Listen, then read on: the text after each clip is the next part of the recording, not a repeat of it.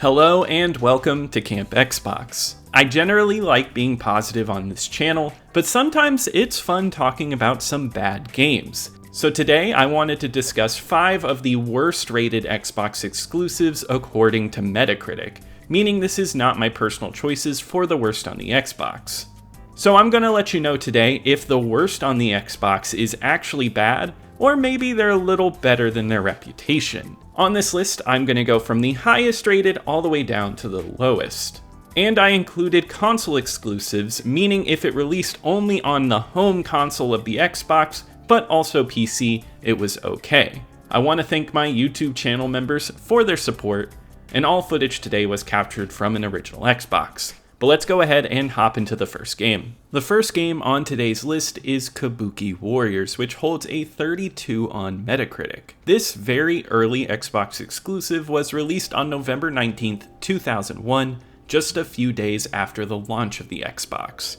Genki and Lightweight developed it, with Crave publishing it in North America.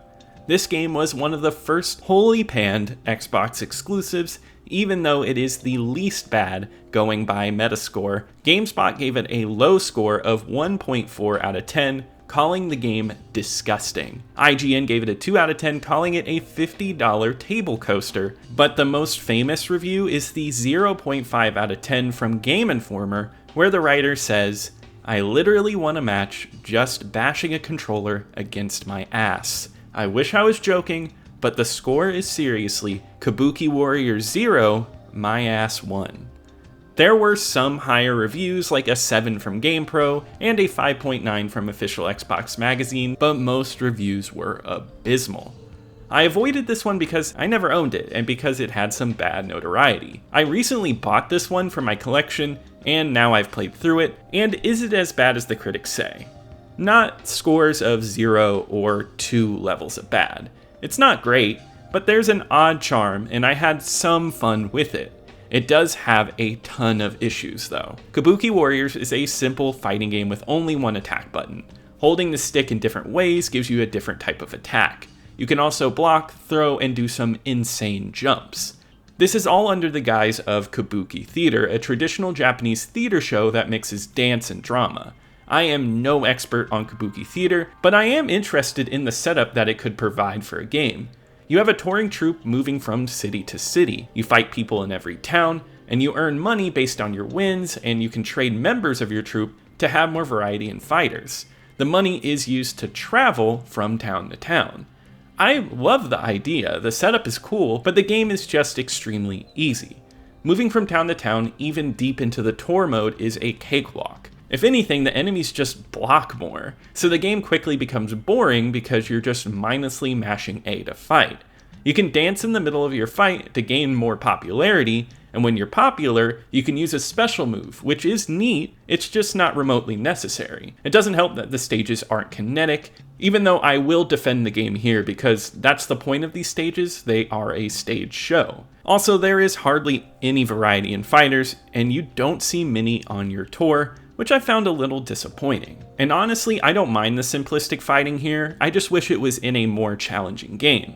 There's also just one more huge annoyance, which is the repeated sound effects.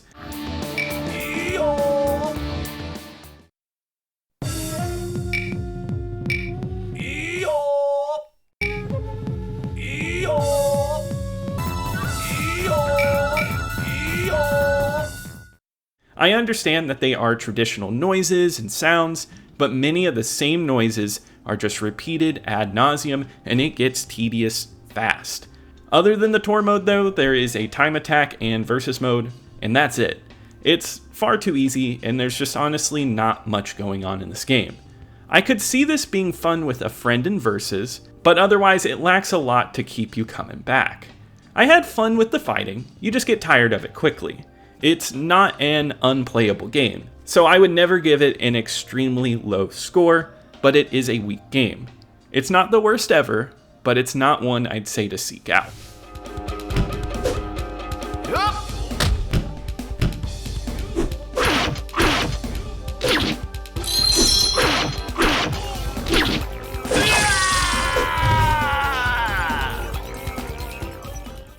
Next on the list is Sneakers, which has a 28 on Metacritic. It was published by Microsoft Game Studios and developed by MediaVision, the same people who made the Wild Arms games. This was released in Japan as Nesmix with the great tagline, "Have a Mice Day." It was an Xbox exclusive launch title in Japan in February of 2002, but it would come to North America on October 22nd, 2002, and have its name changed to Sneakers. It was oddly only released in Toys R Us stores, as it displays prominently on the game cover. Sneakers was reviewed extremely poorly. It did not have quite the same low scores as Kabuki Warriors, but where Kabuki had some average reviews, Sneakers were all negative. IGN gave it a 2 out of 10, saying it was boring and that they would later burn their copy. GameSpot gave it a 3 out of 10, calling it tedious. The official Xbox magazine gave it a 4.9 out of 10, the game's highest score. And just like all the other reviewers, they called it simple and boring. If you can't tell, people all around found this game to be very dull. I played this one back in the day and remember feeling that way as well. Yet returning to this one, it's still pretty uninteresting for a good chunk of its playtime, yet I wouldn't call this game awful. It is the best of the 5 games here today. It has some fun ideas and has a cute atmosphere to it. I am not what the fans would call a sneak freak. It has some odd gameplay choices and could have been a much better experience. Sneakers is an extremely simple children's game. It's a side-scroller in a 3D world where you play as a team of mice hunting down rats. You explore different areas and point out rats hidden around the world. You point out enough rats of a particular color, and you can face off against them in a battle mode. You rinse and repeat these steps for the rest of the game. The side-scroller stuff has absolutely no challenge to it. All you have to do is hold A to run, and your squad will jump and do everything for you. You mainly need to look out for rats scattered around. You also can send your team members to check if they might be hiding in places like trash cans and lamps. It's like a PC point-and-click I Spy game that I would have played as a child. On that front, I really think it's okay. It's not attention-grabbing, especially when the game is so restrictive. This could have benefited so much more from being able to explore these areas better. I love games where you're tiny in large spaces, but it's never explored well in this game and keeps you running on your simple track. The level design looks cool, but it gets tiring when there isn't much to do aside from just running forward and maybe changing your track every once in a while. The brawling system could have pepped this game up so much though. You go into 3D arenas and use your fists and super moves to kill incoming rats. It's a little clunky, but once you get it down, I think it's a fun beat 'em up system. They come at you in waves and you must command your team to take on certain enemies. It's very simple and the punches are fast. The battle system is a tiny part of the game experience and rarely happens in the game though. The fights last for less than 30 seconds, and I'd say only really happen around 5 times in a 20-minute long level. It's a breath of fresh air when it happens, but it's just not long enough. And I like the game's style, and I think it's rather cute. The story is told through mouth squeaks, and the humor is child-friendly and lively. The cutscenes usually have something silly, and it reminded me a lot of cartoons. It's a cute game, and visually it's cohesive, which I can't say for some of the other games on today's list. The music is also nice and cartoon-like, with a bright, happy style, and it fits the game's mood. Out of everything here, I think Sneakers is just mediocre. It's wasted potential and could have just been much better. The gameplay all works, it's not glitchy, and it's a cute game. The gameplay just isn't that entertaining the whole way through, and it could have used some extra freeform gameplay to spice it up. It's not a game to seek out by any means, but the fact that this gets trashed so hard and is on Metacritic as one of the worst of the Xbox is unfair. There's a few Xbox exclusives like New Legends that I would put below this. This is just a dull children's game, and that's all.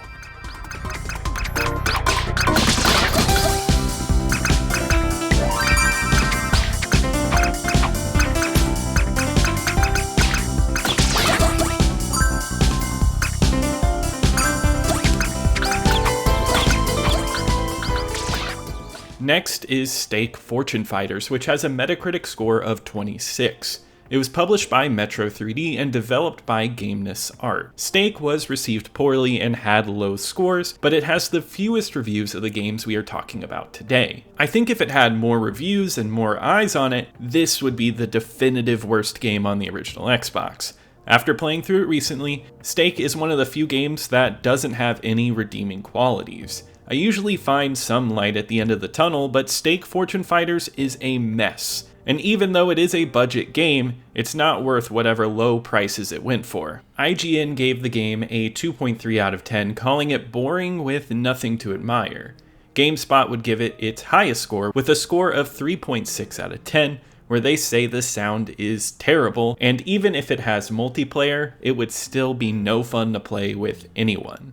Overall, there just aren't many reviews of this game, as I suspect many places skipped over this one, which is entirely understandable. Stake is a 3D fighting game similar in vein to the Power Stone series or Kung Fu Chaos. You have an open arena and face off against other fighters using brawler moves. You hit simple combos with the A and B buttons and beat up enemies. There's also items you can pick up around the arena, like bombs and poison gas, and you can throw them around and do an extra bit of damage. That is it as far as gameplay goes though. Single player has you doing this over and over again, as well as the multiplayer, and there's nothing else to do. This is all you get, and what you get is a highly messy game.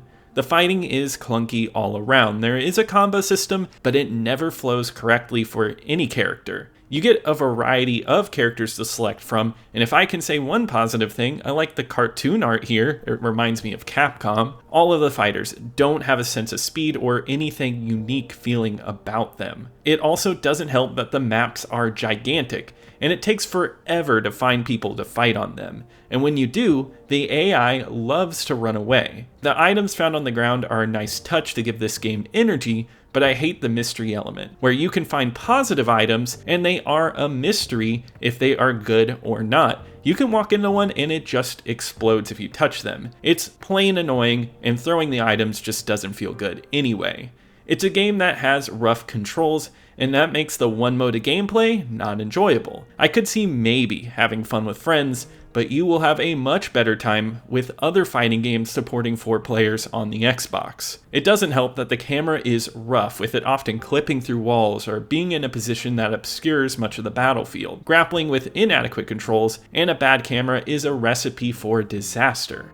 But what cinches it funny enough for me is the sound. The game is somewhat playable, but throw in that this game doesn't have any sound effects, and it feels incomplete and lazy. It's jarring to land hits and jump around and you hear nothing. It makes the fighting feel hollow. I would take bad sound effects over hits that feel like they have zero impact. The fighting mechanics are already terrible, but at least with sound, you would know you were getting a combo or landing hits, and it would feel like a much fuller world. But here, there's none of that. Instead, this game just pumps its music very loud. And luckily, it does support custom soundtracks to help cover up the pain a little bit. I wish I could defend this game because I am being rough right now, but it is unfinished and zero fun. You can play it, but it feels like a complete waste of time. Maybe with more time, it could have been polished and had some more fun game modes or a substantial story mode added, but for what it is, this one is an awful package. I do not recommend this one. It is a terrible game.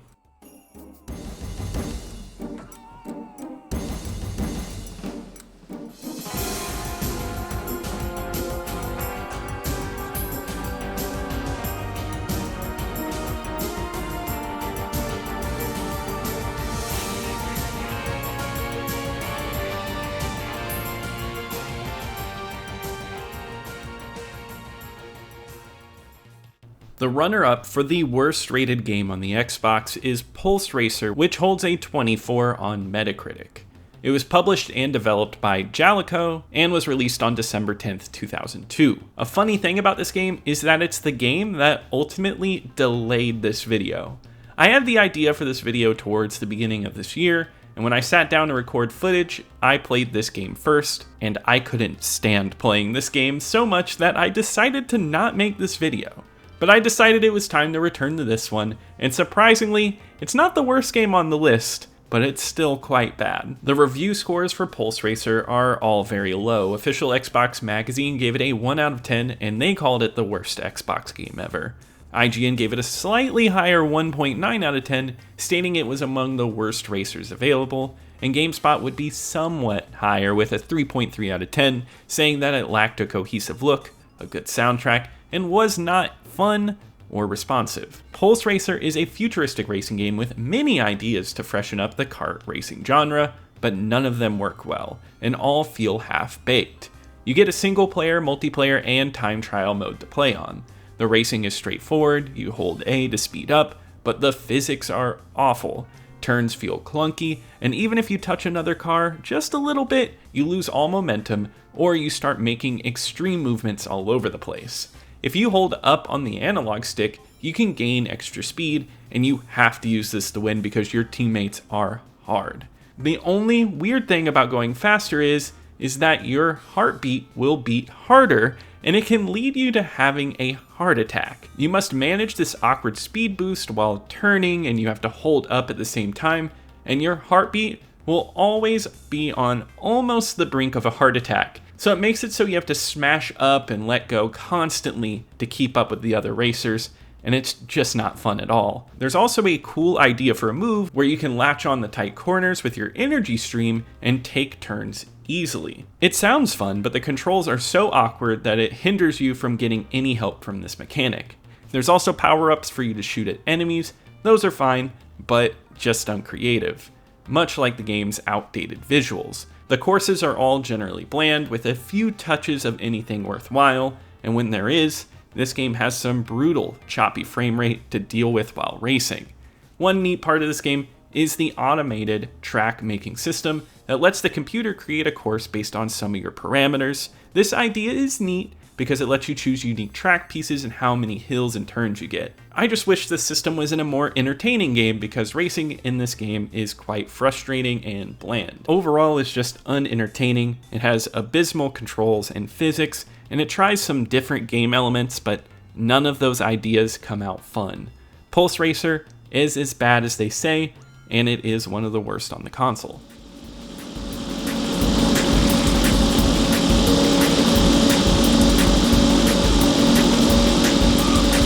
Good job, comrade.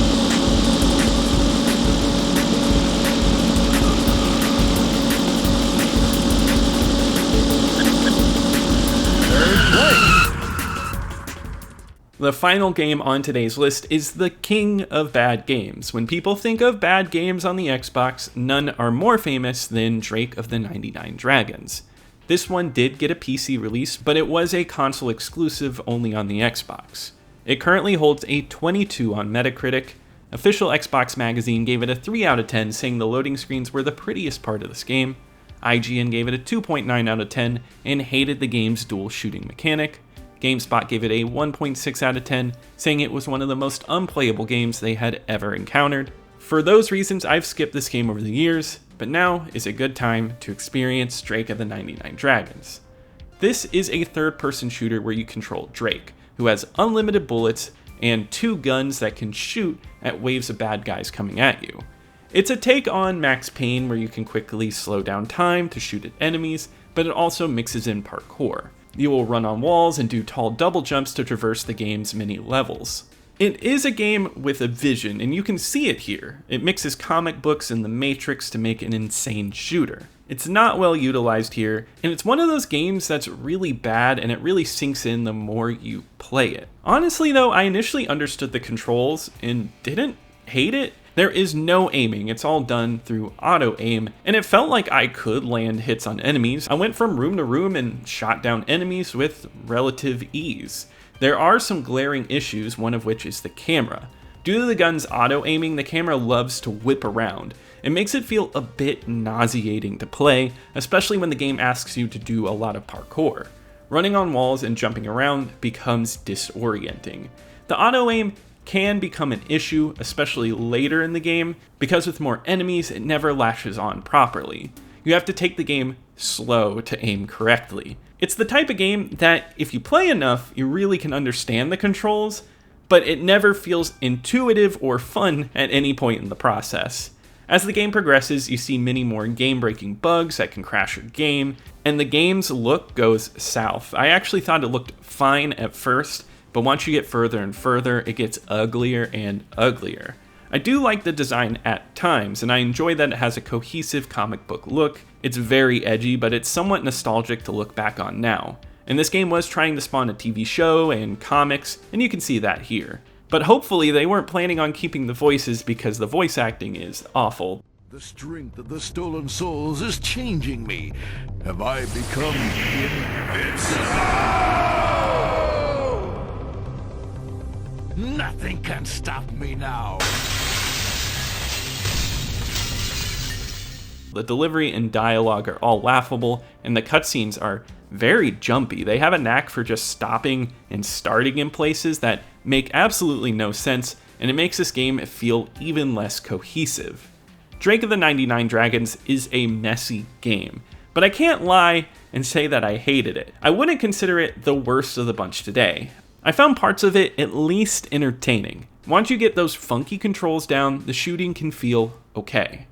I played more of this game than I expected, but that might have just been to see where it went next because it does a lot of weird things. Movies have so bad it's good, and that's really hard to get with a video game.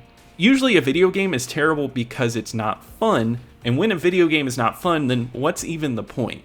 But this one is a little fun in a pretty awful package. I think it's a really interesting mess, and that's why it's become a pillar of bad games. I also might be a little bit easier on this one because I do think Pulse Racer and Stake were completely awful experiences, and I played them right before this one. I'm excited to do a full review of this one. I am really interested in digging into this game because there are small glimmers of entertainment here in a pretty bad package.